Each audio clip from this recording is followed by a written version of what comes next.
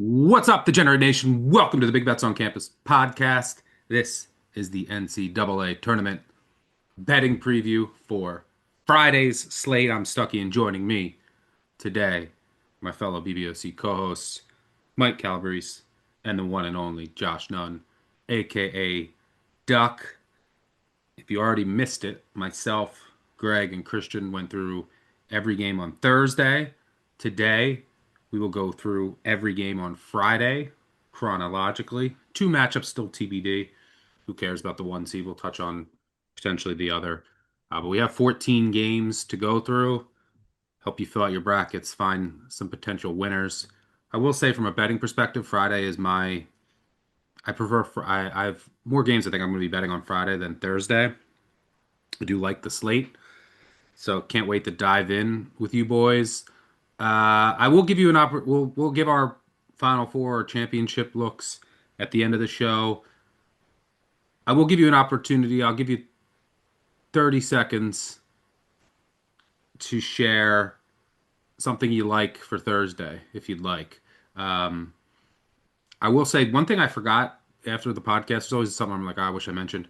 In the St. Louis game, Robbie Avila's plantar fasciitis. That's something worth mentioning, at least with his foot. Like how, because he's going to be an important piece to drag Cyril out. But like, how healthy is he? Can he go full go? That's something that just can flare up. So just wanted to mention that. Uh, Calabrese, I'll go with you. Anything on Thursday you want to mention? So there's two games that I like same game parlays because I feel like they're correlated events, and it's Hawaii plus the points and under 161.5 against the Hogs, and then St. Mary's laying the 2.5 and under 148.5 against the Aggies.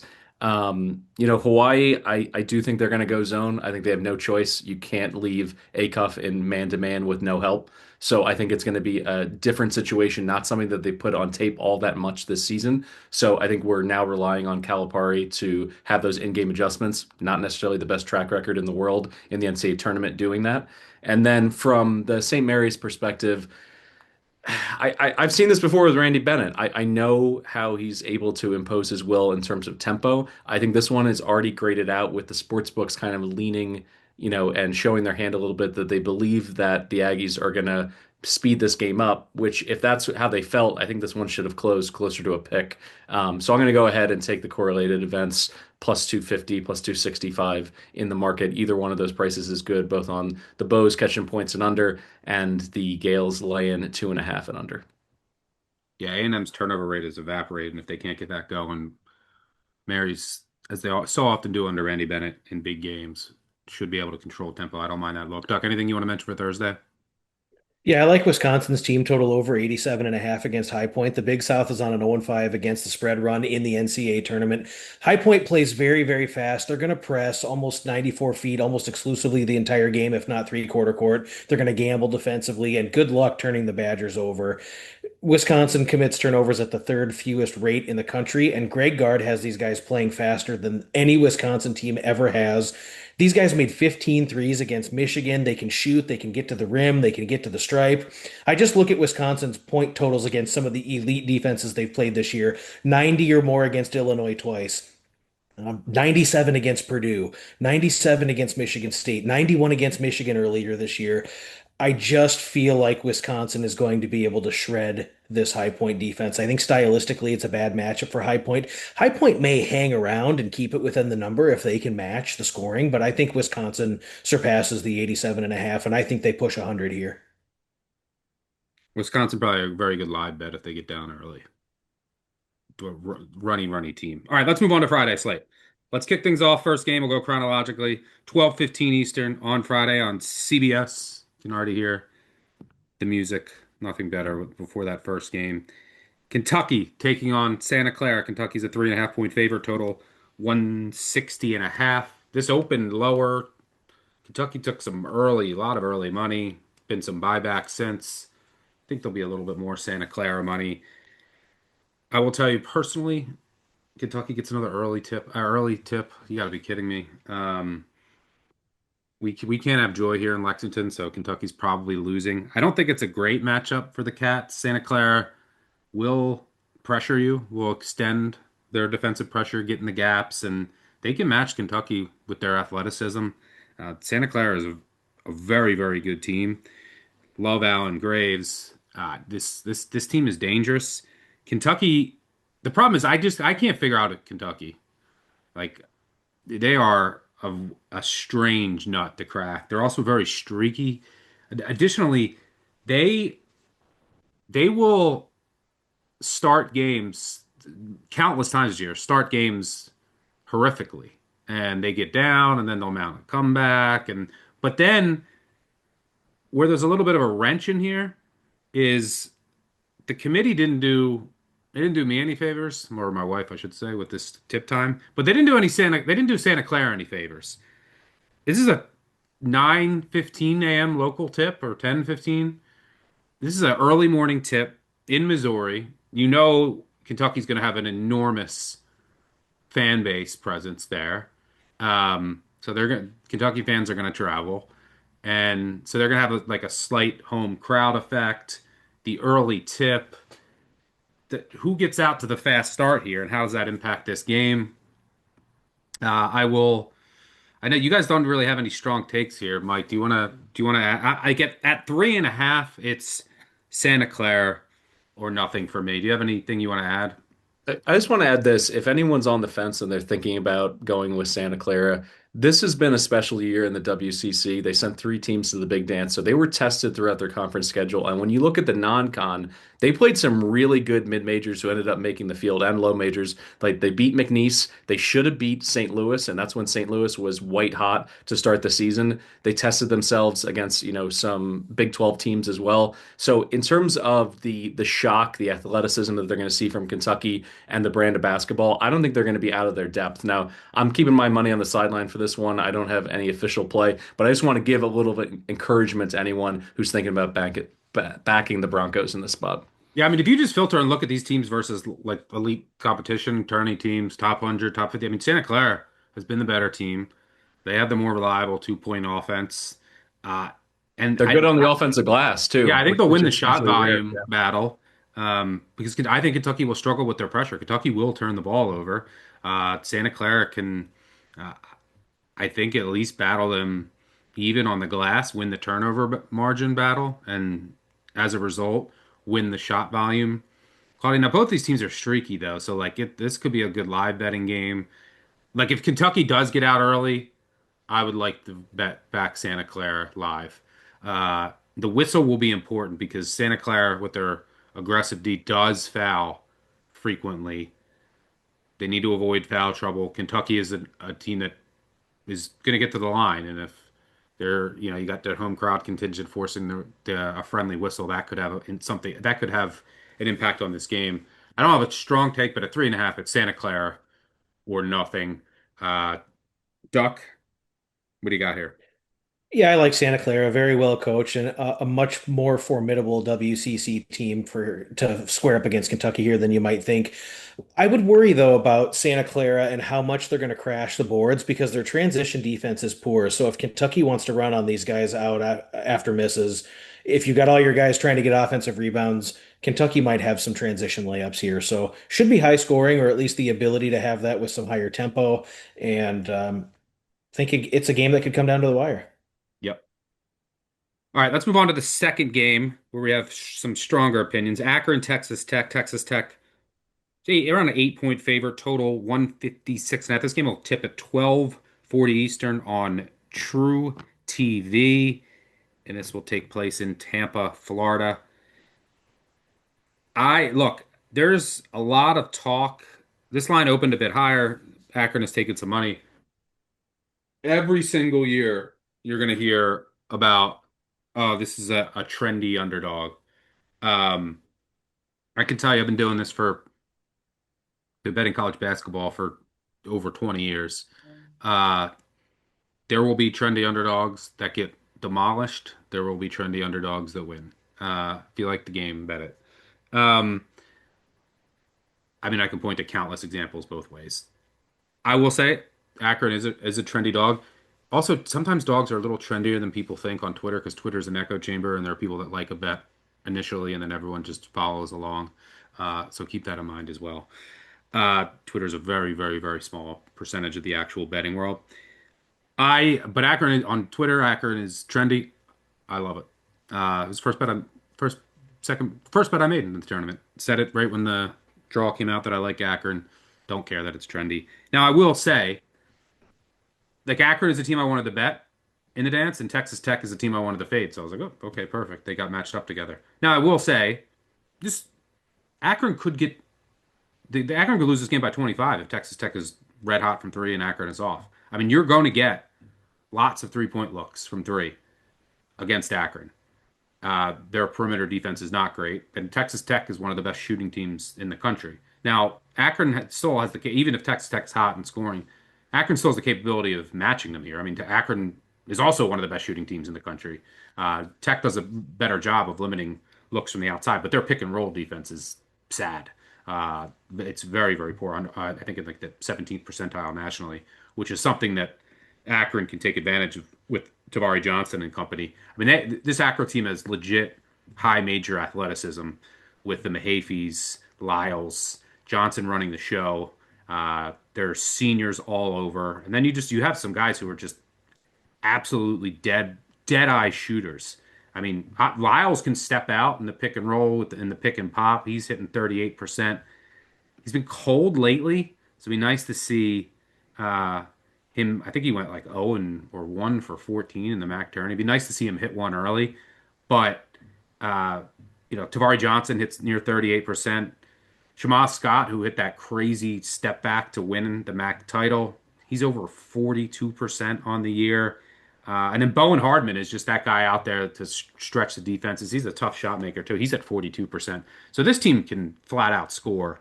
And I just don't. Now they want to play fast up and down. There's probably gonna be runs in this game.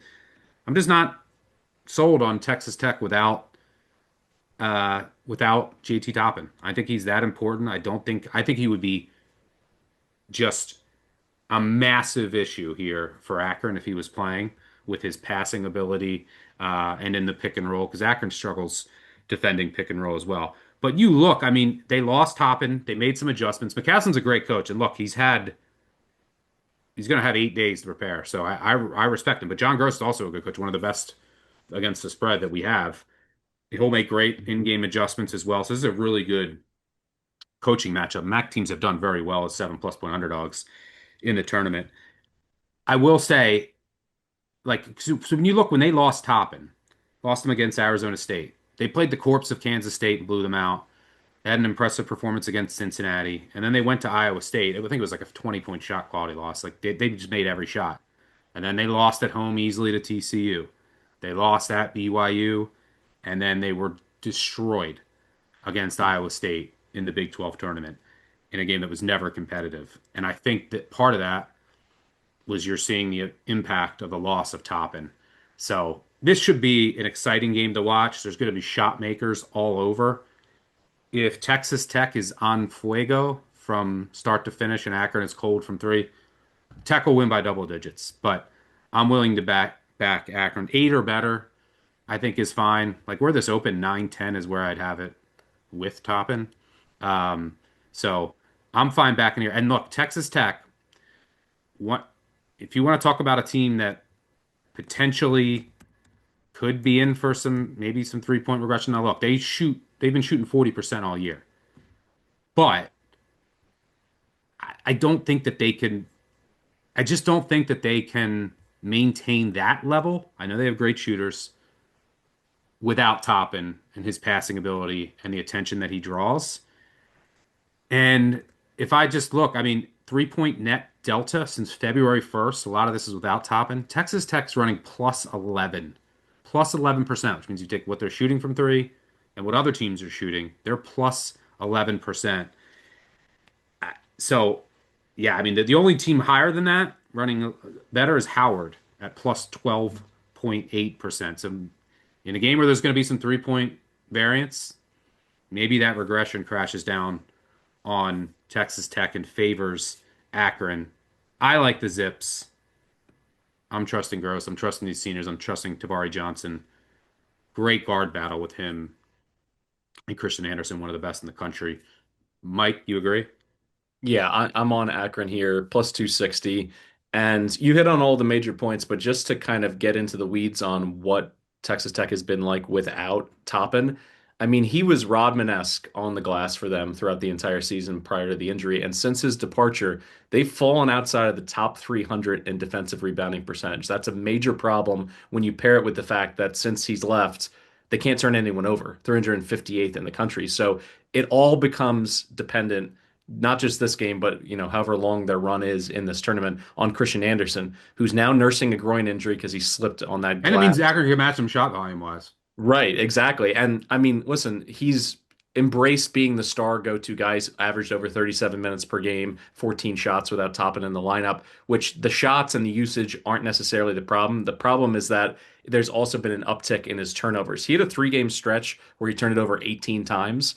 And Evan Mia like dives into every single kind of stat that you can get into. He graded him out as a D in terms of the turnover issue with him. He's in the 11th percentile of point guards in the entire country. So he's going to score the basketball. He's going to facilitate for his teammates, but he's also going to help Akron keep it pretty close in terms of the extra possession battle in this game. So I agree. I think if we can just get 35% from long range from the Zips, it's going to be a sweat in the final 4 minutes of this game. So I'm going to go ahead and take him on the money line.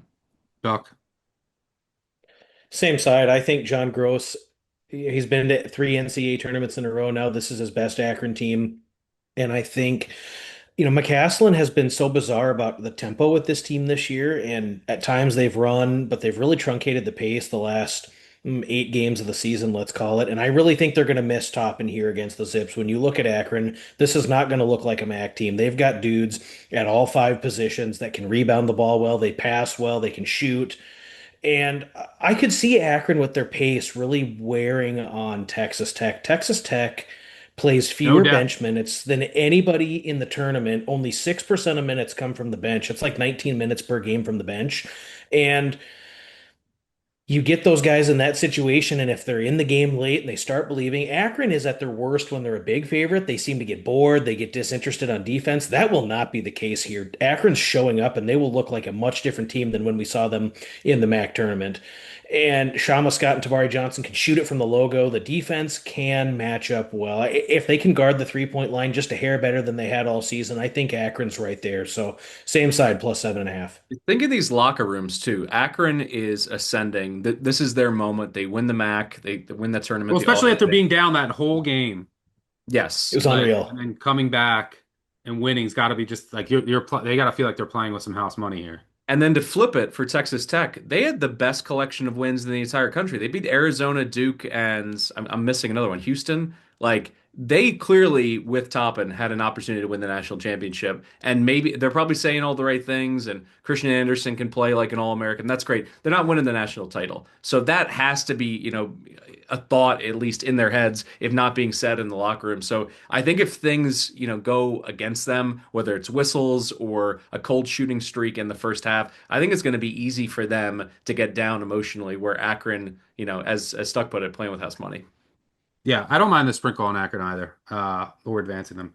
There's a lot of 3-point variance in this game. Like I also wouldn't be surprised if Texas Tech won by 20, like I said. But I like the Zips. All right, let's move on to the next game.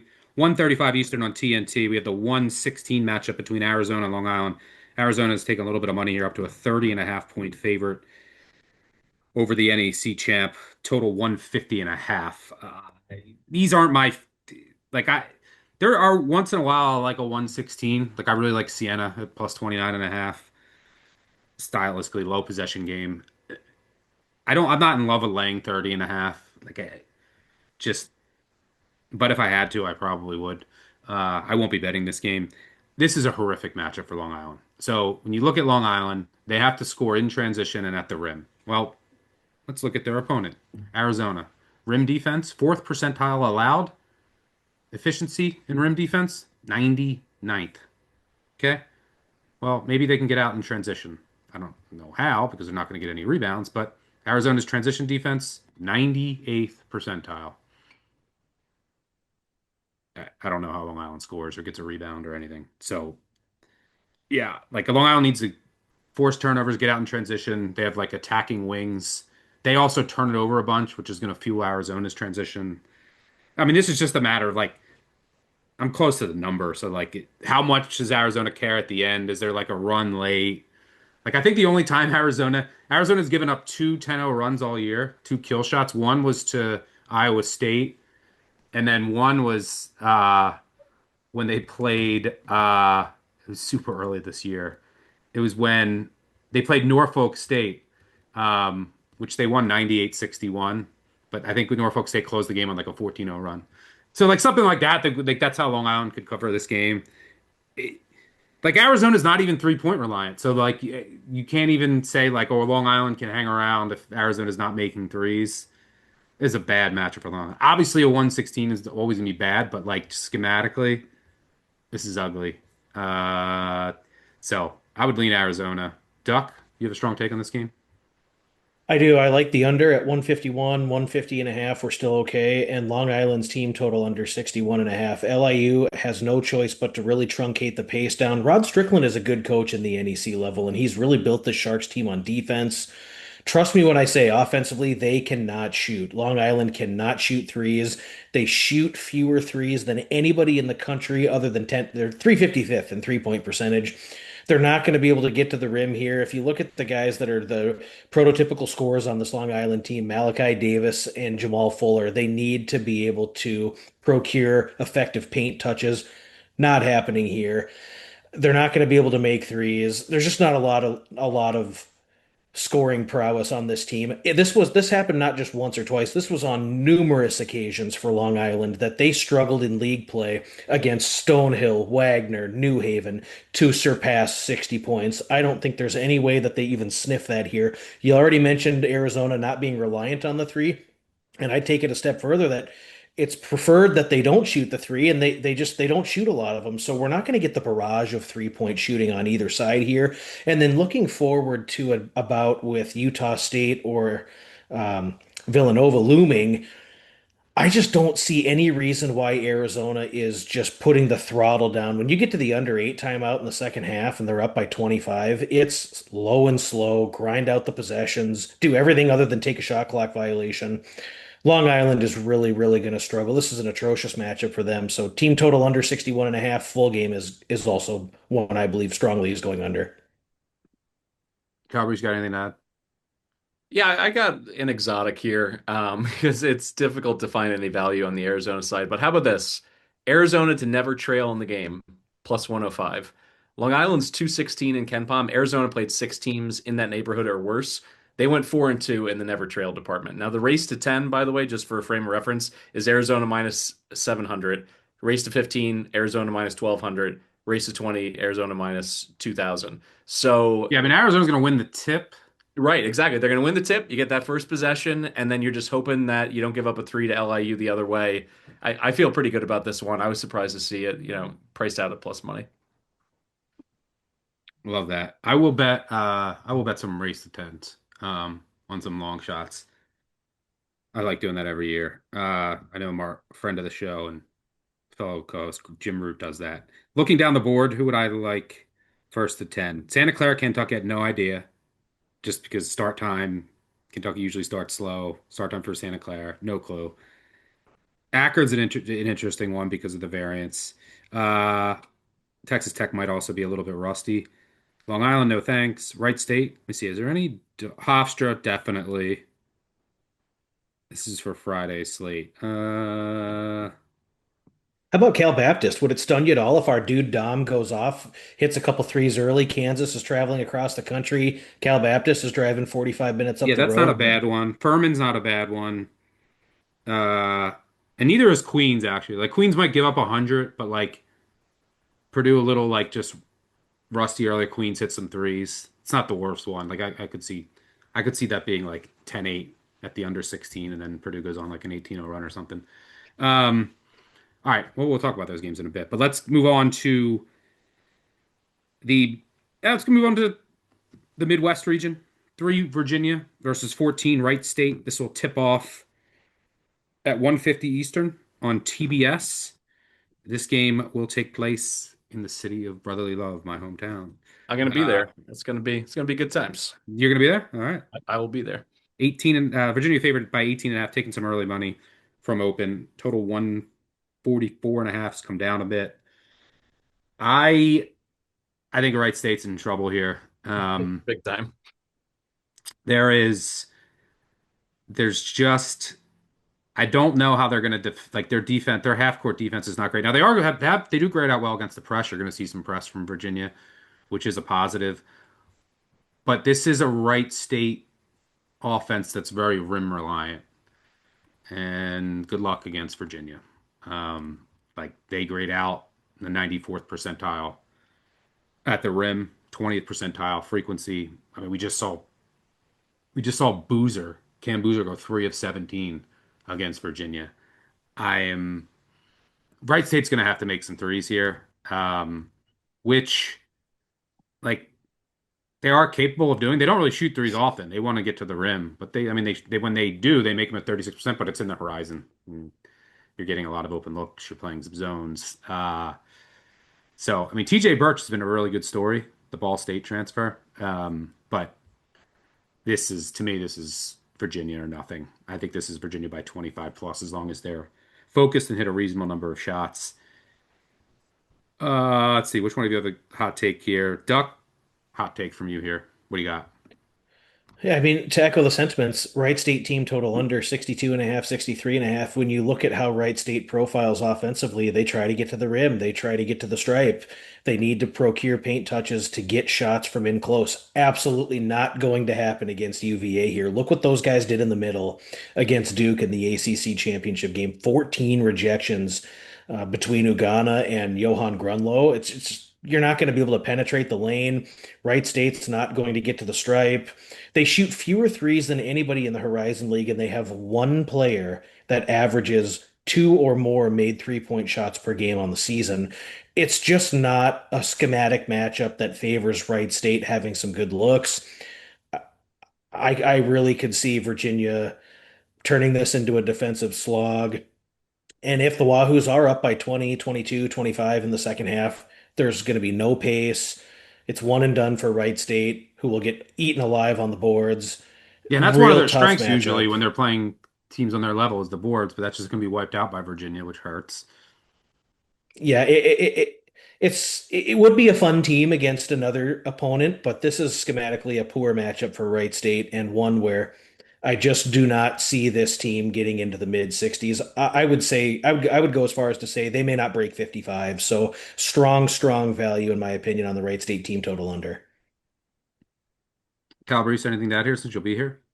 Yeah, I'm going to lay the 18 and a half. You guys hit a lot of it. I mean, from a Cinderella perspective, I want you to bring someone to the table that's special. You know, maybe you're great from three, you take a lot of them. Maybe there's a tempo difference. This Wright State team is like moderately slow. Do you play a unique defense? Not really. Do you have a star player you can rely on? Michael Cooper's good, but he also had seven single-digit performances in his past 17 games. So if he disappears, they're going to get absolutely boat raced in this one. And then the final piece of it is when UVA had an opportunity to step on teams' throats this year, they did. They beat Rider by 34, Hampton by 28, Marshall by 26, American by 44. This isn't like the Tony Bennett slow it down and not score. They're going to go over 80. They poured it in for 81 plus in 5 games in, the last month or so of the season. And a lot of those big offensive performances came against tournament teams like NC State and Miami, Florida. So I think this team is just way too good on both ends of the floor. And given the history of UVA early in the tournament, and Odom of all people would know about it, I don't think they're going to sleepwalk into this one and let Wright State hang around. I think they're going to hit some haymakers early and then just build out a lead into the 20s in the second half. All right, moving on about an hour after Wright State, Virginia, we'll have Tennessee State and Iowa State kick off in a 2:15 matchup. This will take place in St. Louis.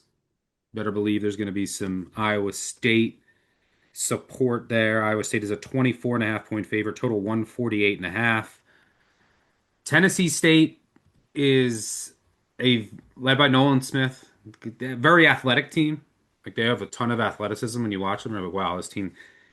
But this is not a great matchup for them. I mean, this is a team like very aggressive defense. They'll press, extend pressure, they'll trap, but the offense is, I mean, it's pretty ugly. It's like they want to get to the rim, dribble drive. There's a lot of ISO, mid range, and in order to beat the Iowa State defense, you need to swing the ball and have shooters hit threes on the weak side, and you need to stress their D.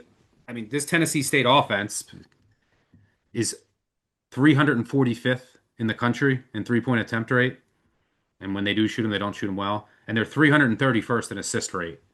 That's not a good combination against this Iowa State defense.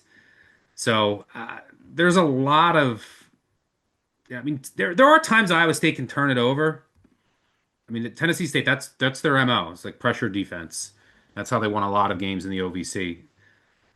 Iowa State can be turned over a bit, so maybe that can get Tennessee State going and transition some. But I also think that Iowa State's going to turn over Tennessee State, and they just don't. They're going to foul a ton. I mean, one of the paths to a cover is Iowa State's been so bad at the line here. And if you look historically, teams that shoot 77 plus percent, if you just blindly bet them over 20 years, you're at like 63% against the spread. Actually, I'll tell you the exact number. Past 20 years, teams shooting over 77% from the line, 101, 61, and 2 against the spread. Blindly betting teams that are elite from the line. For what it's that you're 62.3%. For what it's worth, teams that are over 77% this year, Iowa, Houston, Ohio State, Wisconsin, Illinois, Vandy, St. Mary's. Iowa State's not that. They're 340th in free throw percentage. And Tennessee State is going to foul a ton. So that is how you lay 24 and a half and don't cover. Iowa State misses 10 free throws. And then they're just their fouls turn into empty trips. So I don't think I can lay 24 and a half, but I have no interest in Tennessee State. Easy pass for me. I don't believe you guys have anything here. Anything you want to add, Duck? You know, I will say if you're really trying to squeeze a little value out of this game, I think the fouls are coming and you should have plenty of opportunities for Iowa State from the stripe. They don't make a lot of them. They're a poor foul shooting team. Tennessee State is going to provide a little pace here and try to run with Iowa State. I could see a first half over. I don't want to bet a second half over because Iowa State in the last 6 minutes of games really throttles down. And if they're up by 25 or 30 points, they're not even attempting to get serious good looks at pursuing more scoring opportunities, which could also lead to a backdoor. But I could see a first half over. I could see Iowa State putting up 45, 48 points in the first half and being up by 15 to 18 at half. So maybe a look there, but nothing strong. Mike, you don't have anything here? A part of me wanted to like mess around with Momcilovic's threes, maybe go under because it's a blowout. And I thought to myself, well, he's so good at home. You know, it's probably a bit of a drop off when he shoots on the road. He still makes 44% on the road. So I can't touch a player prop in that regard. So this is just a full pass for me. All right, let's move on to Hofstra, Alabama, one that's been in the news a lot. Alabama's down to an 11 and a half point favorite. I think it opened at like 10 and a half, got up to 14, got bet down with the Aiden Holloway marijuana news, had a couple pounds on him. I do not think he will be playing here. Alabama currently 11 and a half point favorite, total 159 and a half. Mike, you have a strong take here. You like the dog? Yeah, well, you got to go with the dog here. I think this is potentially just too much to overcome for the Crimson Tide because Holloway being their second leading scorer, but also their best three-point shooter, nearly 44% from deep, that changes how you can play and how you can help on, Phylon and when he drives the hoop. And the question is Hofstra positioned to pounce on a potentially wounded Alabama team? I think absolutely, because they're on an 11-1 run. They're well balanced offensively. They're rapidly improving defensively. There was an earlier episode I was on with Stuck, and we talked about this. This was a defense that just wasn't all that special for the first half of the year. And when you look at it since February 1st, they've been a top 5 effective field goal.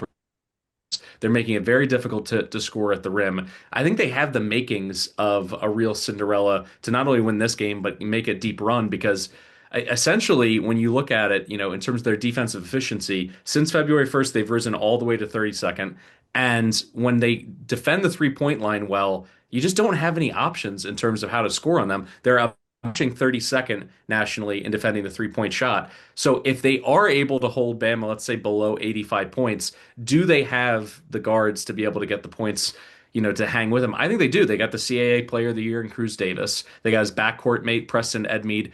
As a duo, they scored 41 points per game through the CAA tournament. So they're hot coming in at the right time. Cruz is that multi-level scorer. And Edmeade really got more confident with his shot as the season progressed. He was a freshman, so it took some time for him to really take over. He made some big shots in the last month of the season.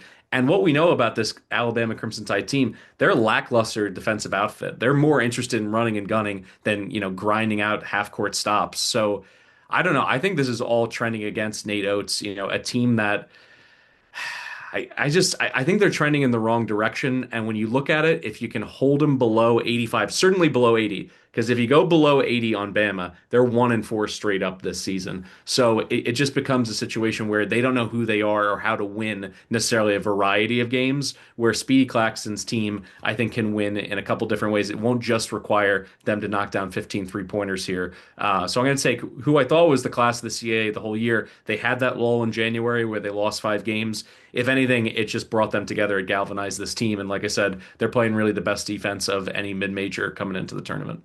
Yeah, rim defense has been the top three over the past month or so in the nation. They're going to play drop coverage, which isn't great against the Bama pick and roll, which is their ball handlers 97th percentile frequency, 99th percentile efficiency. But you got Phylon, 92nd percentile in efficiency. Holloway, 95th. Dealing with both of them off of the dribble was going to be a problem.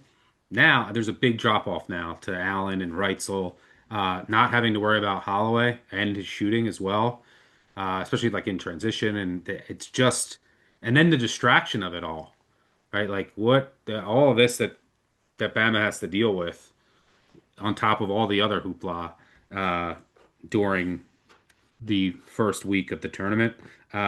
That's potentially problematic. Yeah, this is like a jump shooting contest because Hofstra's not going to score at the rim, which is where Bama's weak, but Bama is a shot volume clown.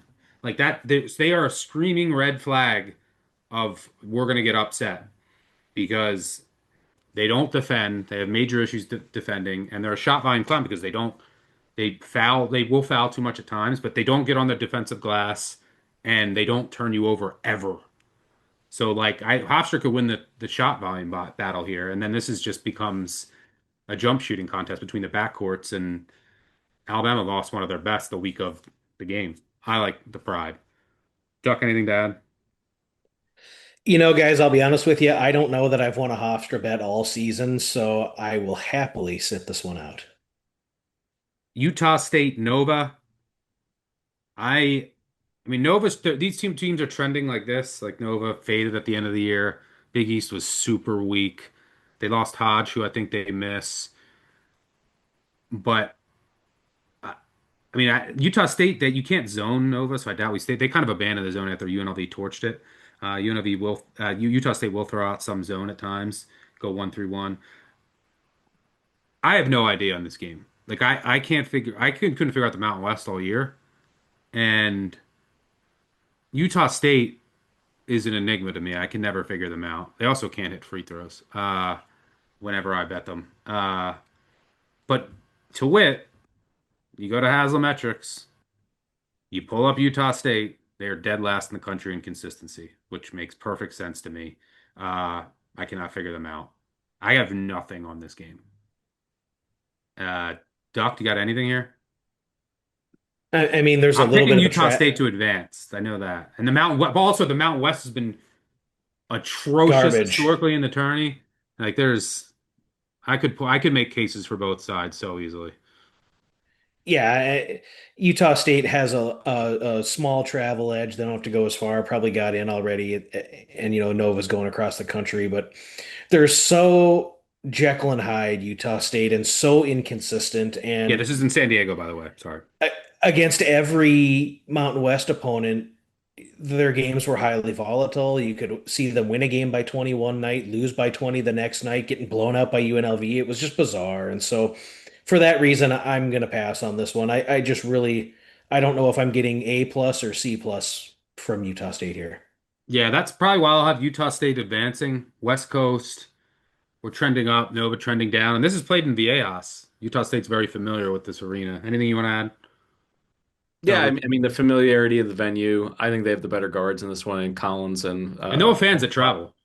yeah. So I agree. It's scary from a one game perspective because they've been so Jekyll and Hyde. But if you like Utah State, I think this is a potential for a ladder because if Nova doesn't get off the bus, they could lose this one by double digits. And I wouldn't be shocked at all. Tennessee will take on the winner of Miami and SMU. Duck, you potentially interested in SMU if I would SMU beats be. Miami? Yeah, it'd be fun to sweat that one out tomorrow night. You and I have a ham sandwich bet on that. I think SMU What's your does. number? I don't care whatever we No, decided. would you Seven, lay? 7.5, 7.5. Well, I took 8.5, so we could both win. That will. It could land 8. Well, then we'll both push. No, I'm saying yeah, we'll both push, but we'll both be happy as well. Yeah, we both. Yeah, that could work. Let's have it Yeah, land on 8. let's root for 8. Well, unless Cowboys, you have another number. No, Okay. I'm going to let you guys have at it here. All right, go ahead, Duck. Yeah. Boopy Miller, quick off the dribble and should be able to get to the lane against Tennessee a little bit here. Jaron Pierre has made 5 or more threes in 4 of his last 5 games. The guys in the middle, Samet and Jaden Toombs, I think really can compete well with Tennessee if they were to advance. And SMU has top end talent. I mean, they took Duke to the wire in Cameron Indoor. It was a 3-point game with 2 minutes to go. They were tied with Virginia on the road with 90 seconds to go. They've got wins over Louisville, UNC, A&M. I think that we've seen teams use the first four as a springboard in the past, and I think if SMU can build a little confidence, I like the way their defense has been playing. They really competed well in the ACC tournament defensively. Yeah, I think SMU would have a chance to beat Tennessee. The problem is how healthy is BJ Edwards? Their defense is not We don't the know. same without him, so we'll find out some more there. They've been playing a lot of zone down the stretch to fix some of their defensive issues. The problem is if you zone Tennessee, Tennessee will have 447 offensive rebounds. That's Best in the what so country. I'm interested to see what they do schematically.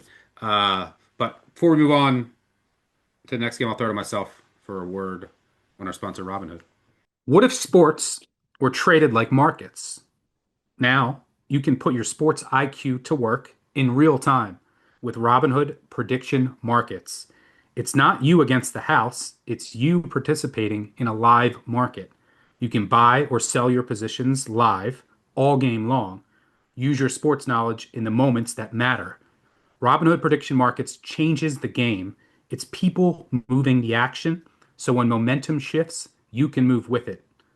I always knew the game, but never had a dynamic way to apply that knowledge. Now I can actually take part live in a market powered by people. You're no longer just a spectator. Play by play, you decide. Trade every play with Robinhood, now available across the US. Download the Robinhood app now to begin. Futures and cleared swaps trading involves significant risk and is not appropriate for everyone. Event contracts are offered by Robinhood Derivatives LLC, a registered futures commission merchant and swap firm. All right, it's time to move on. I do hope that Tennessee whoever game is good because then if not, there's always that lull where you either like are like, oh my God, why did I bet that team earlier after you had a bad afternoon, or you're like excited for the night's slate. But there could be a lull when there's just that game going on before we get to prime time. If it is Miami of Ohio, by the way, immense. I can't take a prop bet any harder than that. Like, give me the points, give me the rebounds, give me the combo. It's stuck in my head that performance by the Miami defense against Ohio, that overtime game that they almost lost. Simmons had what, 30 and 9 in that game. What is it meant going to do to them? I'd be licking my chops for that one in the player prop market. It would be a dunk layup line for Tennessee. Uh, Iowa Clemson kick off the primetime slate, 6:50 Eastern on TNT. This is the 8-9 matchup, which will take place in Tampa, Florida. Iowa 2.5 point favorite, depending on where you look, total down to 128.5. This is a grinder game. Neither team allows anything in transition. This will be played in the half court. I like Iowa. I will, my handicap There is some looming 3-point regression for Iowa. They've been extremely unlucky of late, so that could help, but it's not my main reason for this handicap. The first reason is Clemson's pick and roll defense against opposing ball handlers, 20th percentile, 82nd percentile frequency. That's bad news against Bennett Sturts. The second reason is in a half court grinder, right? Like one of Clemson's advantages usually is they suck the life out of games and they don't let you get in transition and they just that's Iowa's perfectly fine with that. That's how Iowa wants to play. So in a half court grinder, I trust McCollum more and I trust Sturts, the best player on the court, to make a few more plays. Clemson also they lost one of their bigs to an injury last week in Welling. I think that hurts here. And Clemson won't overwhelm Iowa with its athleticism, which is something where Iowa is lacking in. Now, the one thing that gives me a little bit of pause is if Clemson ups their press rates. Like Clemson plays slow, but they press you to kind of slow the game down at times. They will extend pressure. And I mean, on the year, they pressed. I mean, among the higher rates in the country, they're around 15% of the time, which is 86th percentile, and they were very good, 90th percentile. Uh, and when they press, they don't press to speed you up; they press to slow you down. That's why they're 90th percentile in the last 4 seconds of the shot clock forced. So they have a 99 percentile half court, press to half court rate. But will that lead to some more turnovers against Iowa? Because Iowa's been bad against the press. Like they're vulnerable there. They don't see it a ton in the Big Ten, but they struggled some with Penn State, with Maryland. And then in 20 plus press possessions against Michigan, they scored 0.55 points per possession. The worst team in the country against the press is Sacramento State. They scored 0.69 points per possession. That's the one thing that gives me pause. But this will be close. It'll be lower scoring. I'm just going to trust McCollum and trust Sturts to make enough shots. Give me Iowa. Duck. Yeah, I like the under. I think we'll see both of these offenses operate comfortably as we get deeper into the possession clock. Iowa is so buttoned up. Oftentimes teams when the clock gets under 5, they panic. Nobody moves within the offense. It's four guys out standing around waiting for someone to take a shot. But Iowa just continues to run their stuff, and Bennett Sturts is so comfortable with the ball in his hands when the clock gets under 3, and he can get to 12 or 14 feet, and he makes those shots off. And so I do think execution-wise, Iowa will have a better chance to do that. Both these teams are going to play slow, and we're going to have these grinded out, elongated possessions. I think that favors Iowa. I really like the under. Now, if a team gets up by 8 and the other group has to play out of desperation, that could blow up the under. Clemson can press and they can try and speed Iowa up a bit, and then the foul game starts or whatever else in the last 4 minutes. But I think it's an under trend. I wouldn't be surprised if both these teams are in the very, very low 60s, and Iowa should win this game. Also, mention the free throw against Sturtis that Iowa qualifies elite free throw shooting team.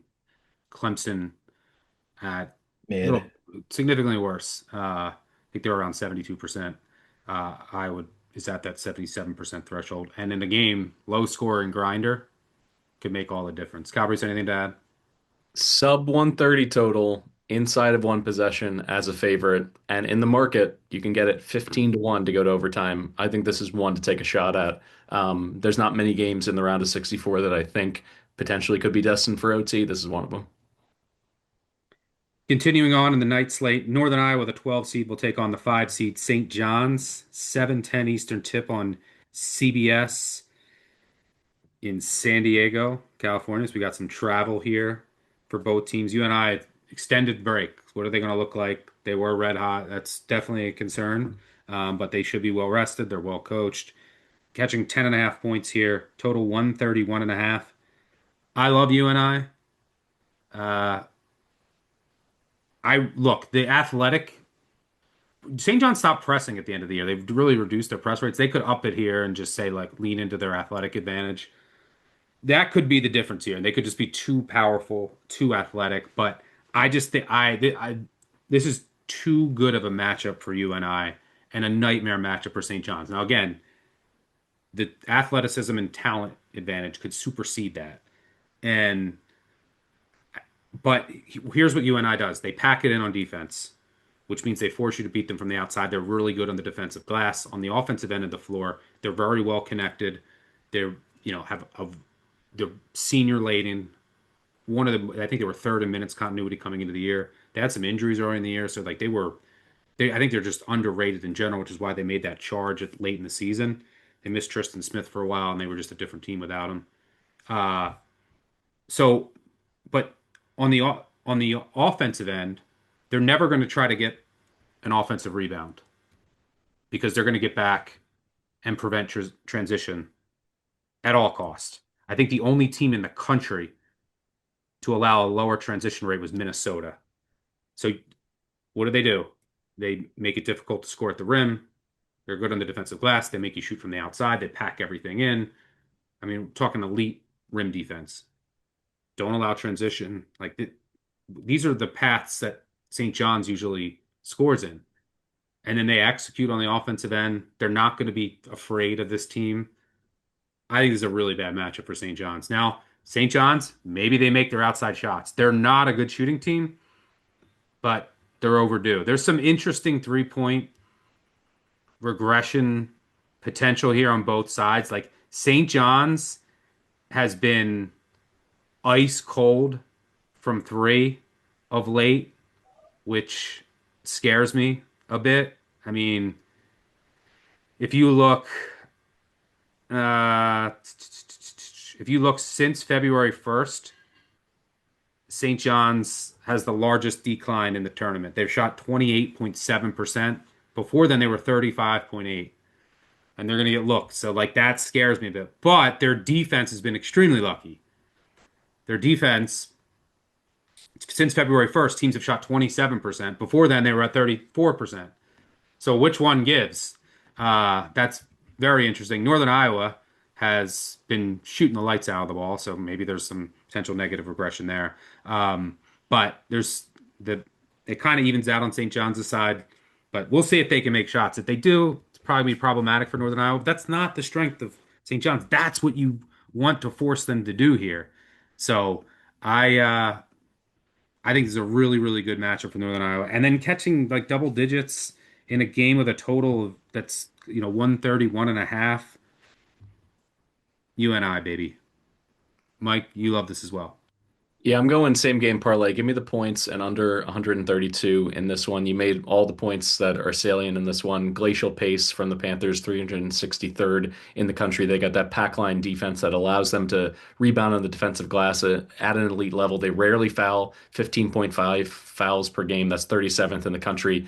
And Tristan Smith also being back in the starting lineup, it's not just a boost to their defense. They're fourth in effective field goal percentage offense since February 8th. So that's given them enough to be able to score, to hang around. It's not just enough to stop what St. John's wants to do in the half court, because really the Red Storm, it's all about the extra scoring chances. They're plus 5.5 per game. That's top 10 in the country and 34th in fast break points. Northern Iowa is perfectly equipped to limit them in both departments. You also got Ben Jacobson, a five-time Missouri Valley Coach of the Year with 4 NCAA tournament wins. This is his ninth game coaching in the tournament, so he's not going to be thrown off by this venue. And the venue, too, it's not a good travel spot to go from MSG Game of the Year energy to maybe a sleepy start. Maybe Northern Iowa can be up, 2015, at the 8-minute timeout in the first half. Which is going to feel like 10 in this game.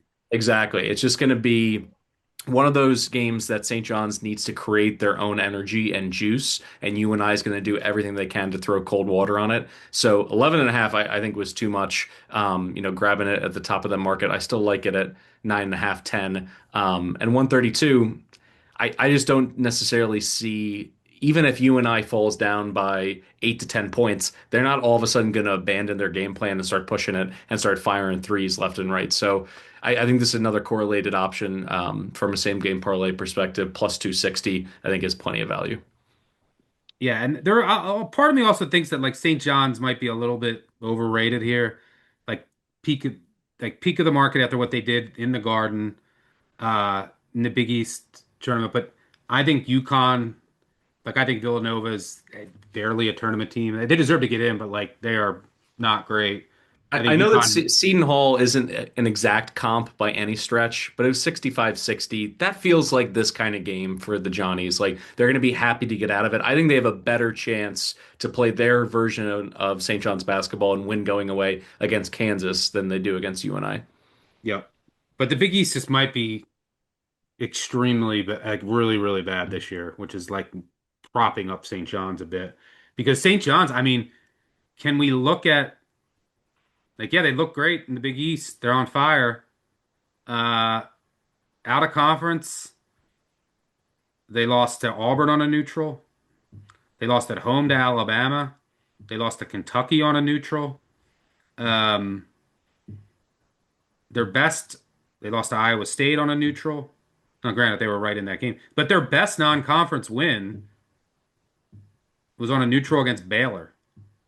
So, like, they didn't light the world on fire in the non-con, and then they took advantage of a historically bad Big East. Stuck, anything you want to add?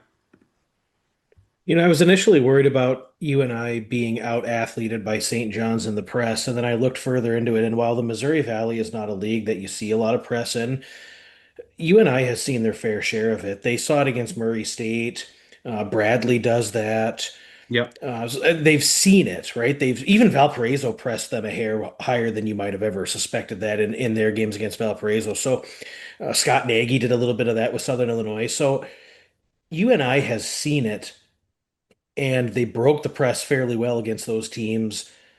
And to support the under position, when UNI breaks the press, even if they have a man advantage in the front court, they're holding the ball back and they're waiting for their guys to get up into the front court, and then they're setting up half court. So Yeah, not to a lot your of point, when they've transition. been pressed 87% of the time, they it became a half court possession. 13% of the time, they tried to score in transition. Yeah, and in the NCAA tournament, when you're playing on that court with the NCAA logo and it's in an unfamiliar venue, they're pulling it out and waiting for their guys to get down. It's going to be low and slow here, so I can definitely see the position on either the under or on Northern Iowa. All right, let's. Yeah, I like you and I. Anything down to 9. You'll know right away if they can't handle the athleticism, but and then if St. John's is making threes, like just tip your cap. Uh, you just got to do that when you bet college basketball. Like if Sandin comes in and he hits 5 threes, like all right, move on. Uh, let's head to UCF, UCLA. That's a tough one to talk about because we just don't know how healthy. I think Dent's going to be okay. Mick said Dent's okay, but Bilodeau, he said he needs a couple days. I don't know what that means. He's obviously super important for a surging UCLA team. I think UCF can do some damage on the glass. They've been running very poor from three, like, and you're going to get 3 looks from UCLA. I could see them finally finding their shot. I mean, what were they like 3 of 23 against Cincy, and then like 3 of 20 against? I mean, they couldn't make a three all weekend in the Big 12 tournament. Uh,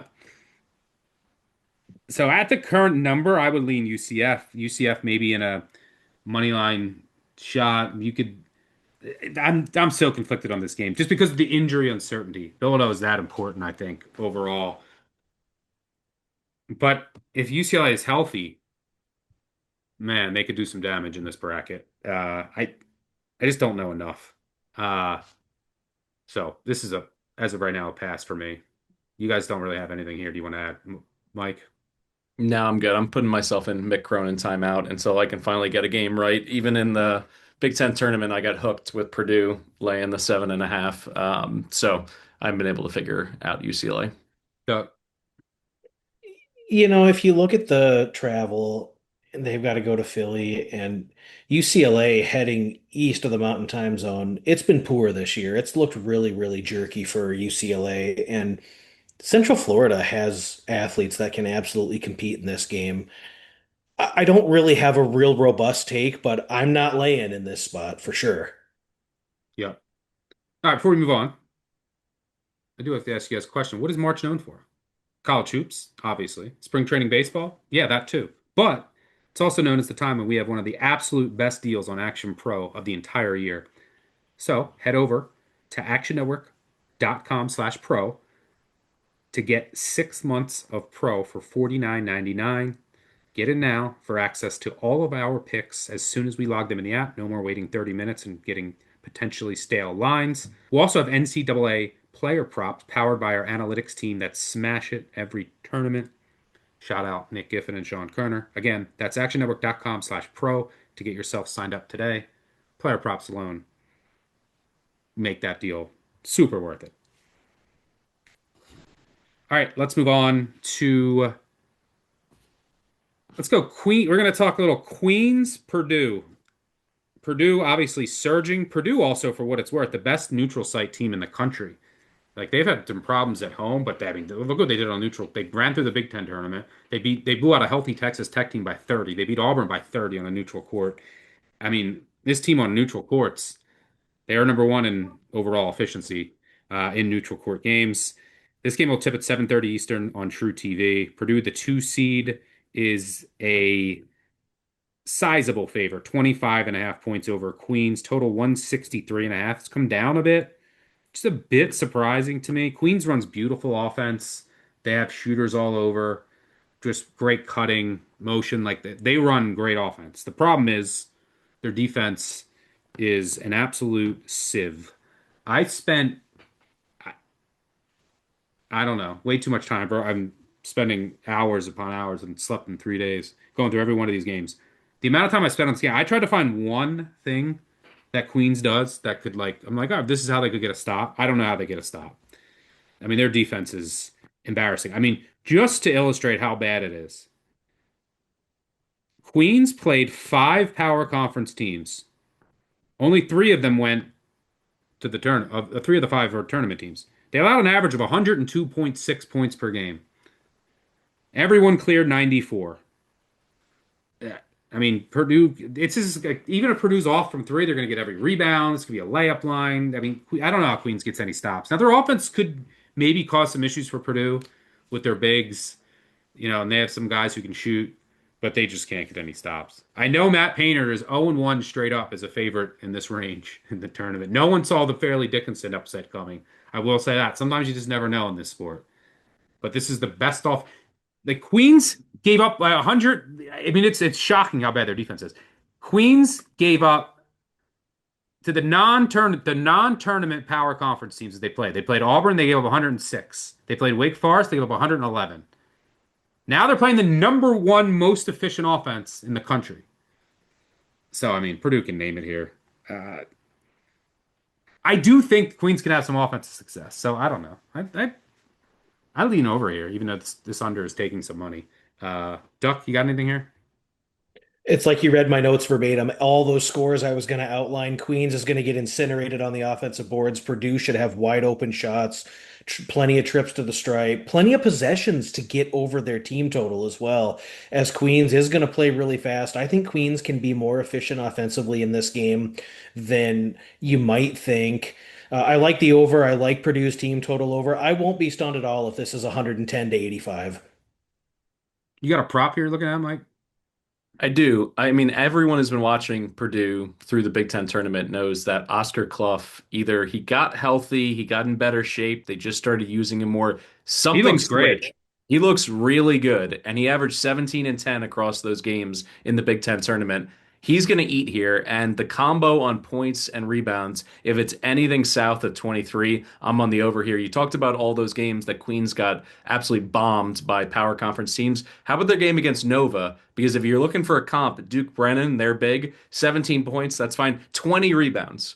I'm going to see something. It's definitely a double-double for Clough. And I think that Queens can score enough that he's not heading to the bench very early in the second half and then, not to be seen again for the rest of the game. If he can get some solid minutes in this game, I think it'll be easy for him to cruise past, the mid-20s in terms of this combo prop. Painter also has to take this seriously. You can't risk losing to, you can't pull your guys too soon. Not after what happened in Priors. Yeah. So, by the way, in Painter in the tournament, one of the best of all time against the spread, 27 and 14.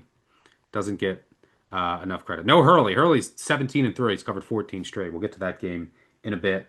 There's also, I don't know, I haven't seen many people talk about this. Did I? I haven't even dug into it, but the TKR shoulder, is that an issue again? That's one thing I'm worried about with Purdue. Like at the very end of the game, he hurt it, and that's been an issue in the past. That's another potential for your if they don't push him as hard, if it is actually an issue, that's something else for your Clough prop. Um, but I haven't seen anything. To be frank, I didn't really dig into an update. But I haven't seen an update. He said it's fine in the post game interview, but I don't know. It's been an issue in the past. Purdue should be able to name their points. I mean, we're not going to talk about this game. Florida will take on the winner of Prairie View and Lehigh. You're going to have an angry Florida team, an angry staff. Bet Florida on the open. I think they'll win by like 45 here. Um, that one's going to get ugly. Who has a better chance of upsetting Florida, Clemson or Iowa? Neither. Yeah, I don't like either of those matchups. I mean, the bigs, Iowa's bigs will get eaten alive. That'll be bad. And then Clemson, that's what they'll miss again. They'll miss Welling. They just don't have the offense. Yeah, hard to see Florida getting upset there. Stark's got to go for like 48. All right, let's move on to the night slate. Cal Baptist, Kansas. Kansas 14 and a half point favorite against the WAC champs, led by Dom Daniels, the electric point guard. So happy to see him go to the dance. Like he could have transferred easily, decided to stay loyal, and he's rewarded with a tourney experience. This is a guy, one of the heaviest usage players in the country. Pick one of the heaviest pick and roll offense. Like it's just Dom Daniels spamming pick and roll. He doesn't have much help around him. They do have some size inside, but if you can take him away, it can get ugly for the Cal Baptist offense. And I, I think Kansas, their defense should be focused here. There's a trend out there that you'll hear like teams off a 20 plus point loss in their conference tournament playing in the first game of the NCAA tournament. Historically, have been about 65% against the spread going back to 1990. Kansas fits that bill, and that's one that makes sense to me. Like Self was benching guys in the second half of that game, like sending messages. You should get Kansas's best effort here. I did bet Kansas. I'm kind of souring on it though. I don't know. I might buy out some.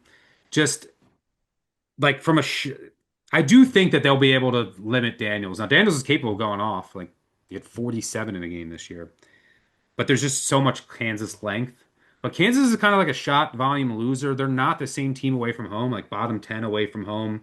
And this is a 9:45 late start. There's it can't Cal Baptist is going to want to shorten the game down.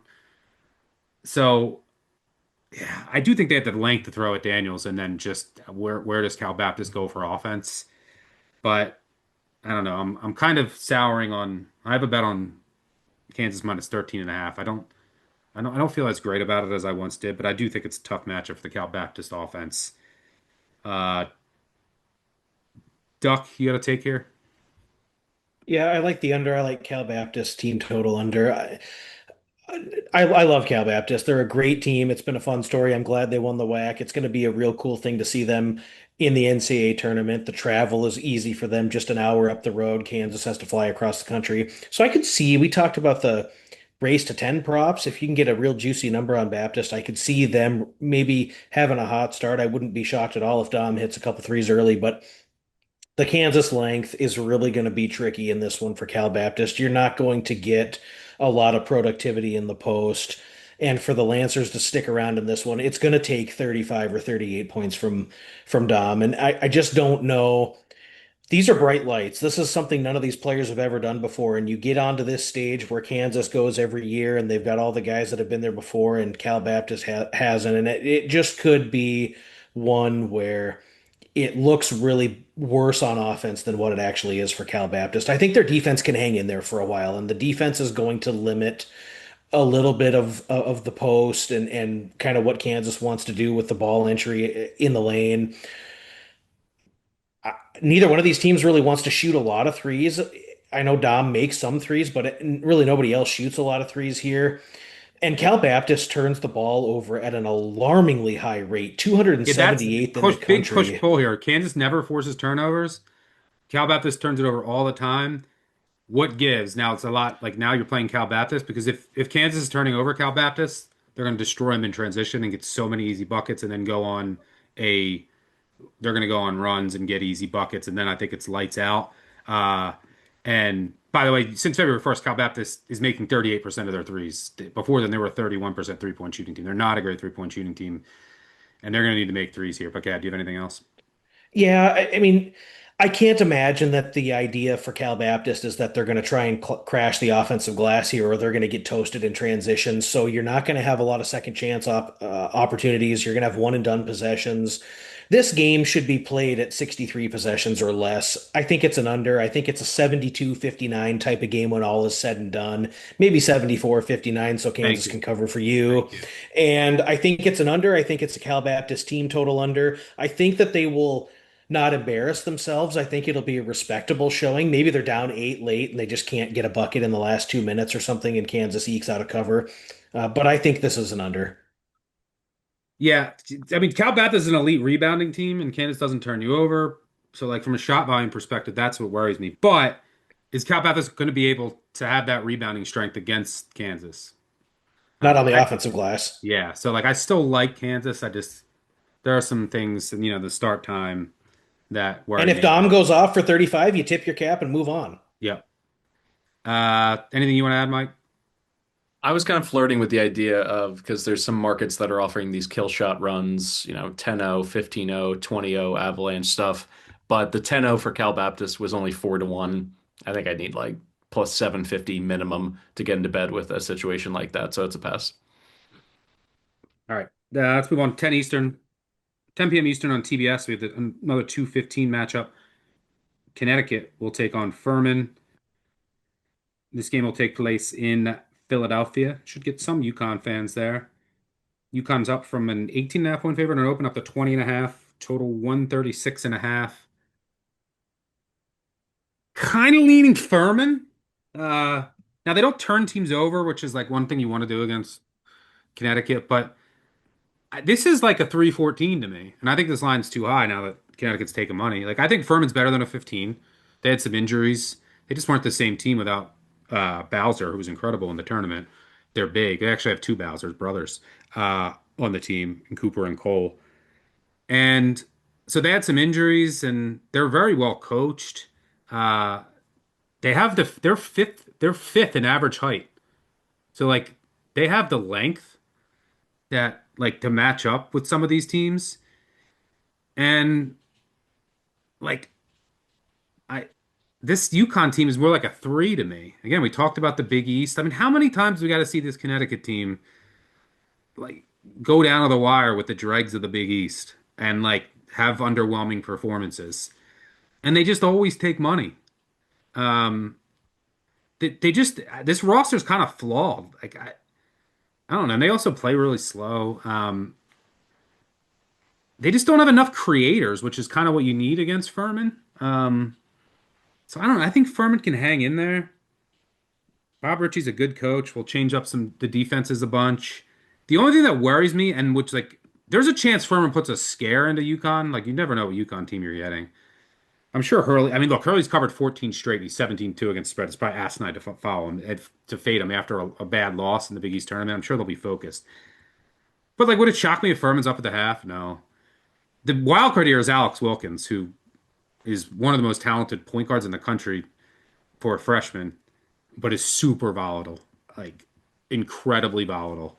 Like he had a game against East Tennessee State where he had 11 turnovers. Um, and then he had a game recently, we had 34 points. He's had, he scored 33, 34, super talented kid. But he also could go, I don't know what to expect from him.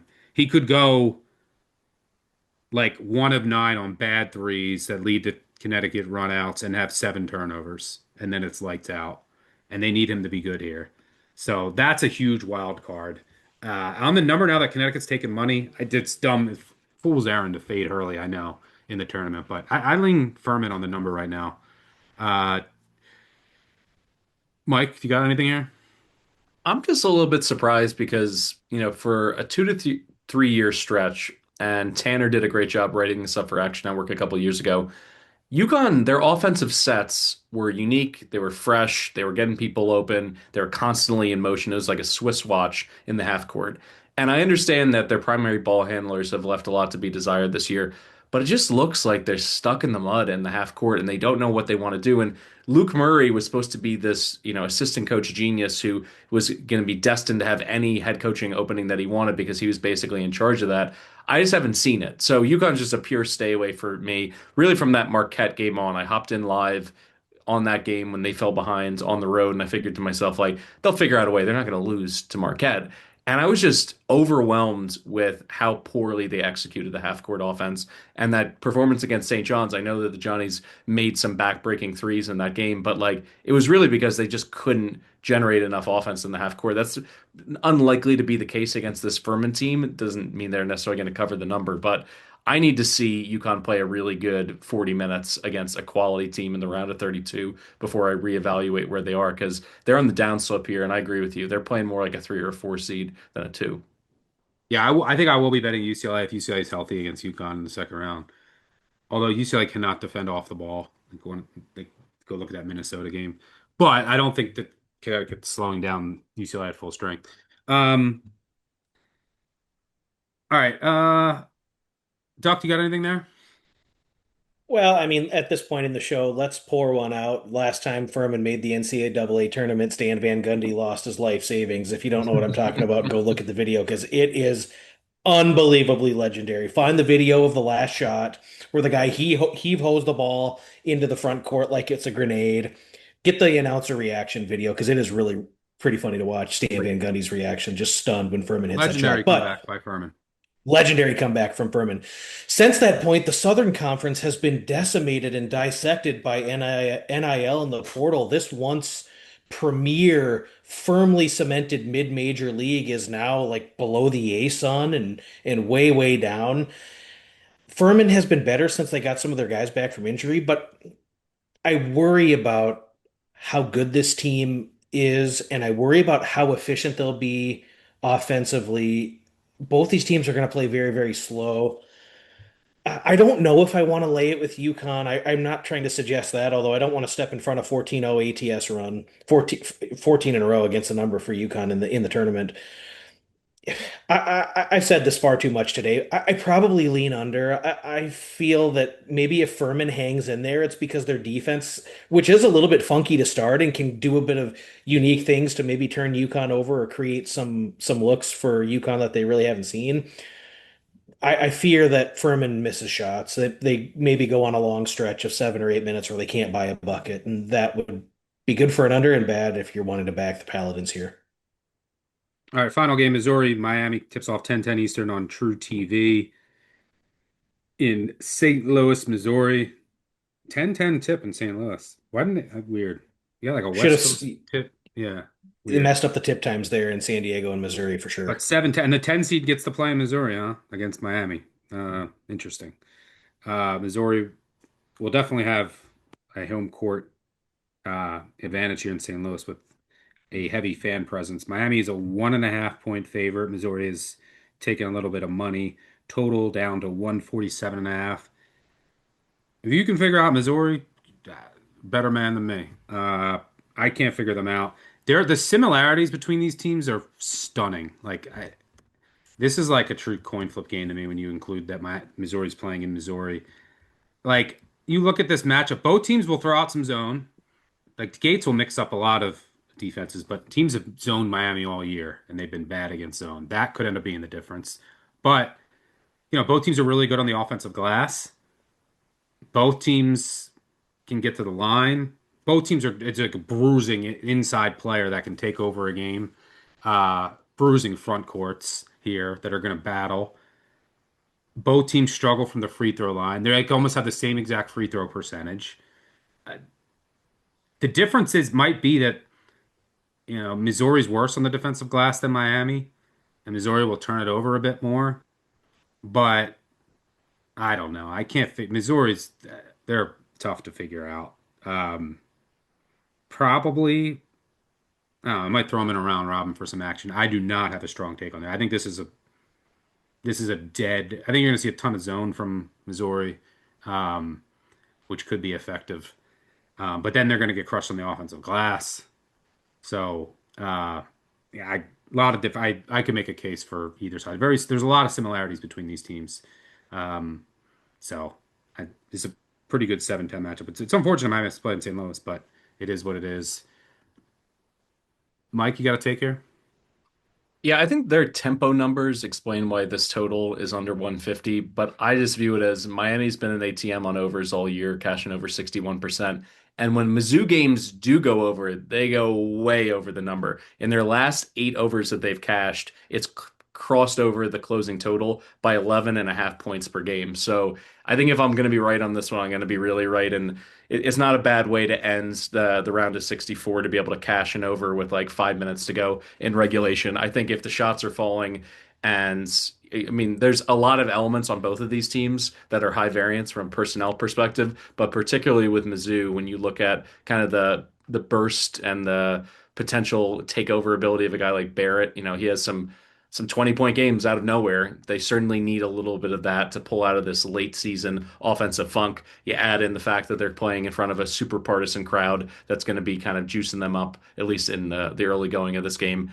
I think we can see some scoring, the ball go through the hoop, and maybe these teams play a tick faster than they have when they've struggled a bit offensively. So 147 and a half doesn't scare me away. I'll go over. Duck, you got anything there?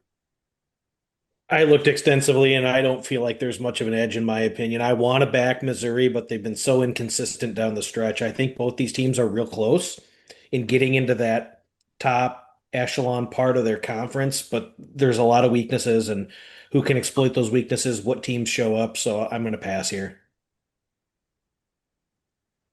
All right. Good stuff going through all the games. We do have one final order of business. Your final four right now and your national champion. Do you have an update? An updated final four in chat? I do have an update. I'm keeping the same Final Four, but I'm putting my faith Which in Arizona. was It was, let's see, Duke against Houston and Arizona against Michigan. So 3 1s and a two. I'm going to go with Houston over Arizona in a rematch. I'm a little bit concerned with Michigan's, ball handling. Cadeau is not someone who really wows me, and he is in a shooting, funk. I don't think it's going to hurt him in the first weekend, but when they get to that second weekend and the competition starts necessitating that he knocks down some perimeter shots. And plus, they don't have much depth behind him. So I'm going to go with an Arizona team that it's just a cherry on top if they can make threes. They don't take them all that often. And in a tournament where we've seen all kinds of weird things, tight rims and overinflated basketballs, sometimes you want to move away from those 3 point dependent teams, particularly for those early landmine kind of games. So I think Arizona is probably the safest bet in the entire tournament to make it to the second weekend. And then from there, I think they're going to be able to get it done. But I'll go Houston over Arizona in the Natty. my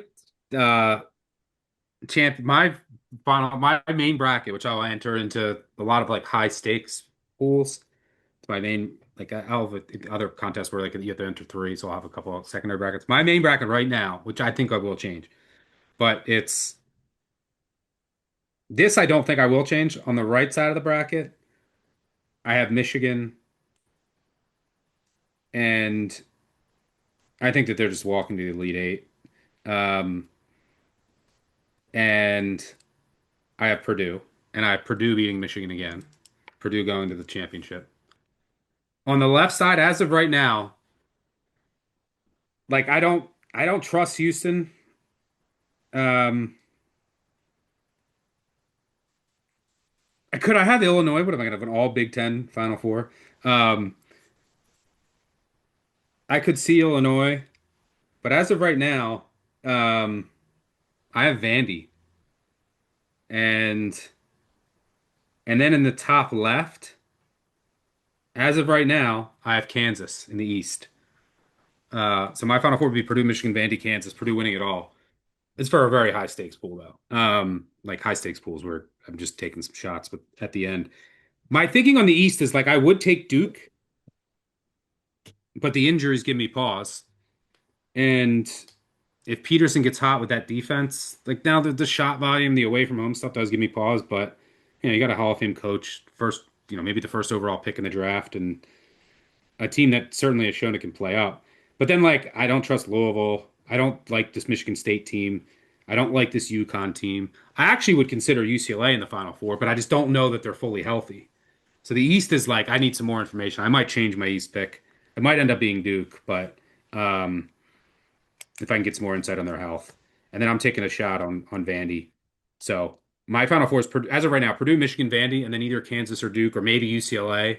I'm still trying to get some injury stuff there. Duck, how about you?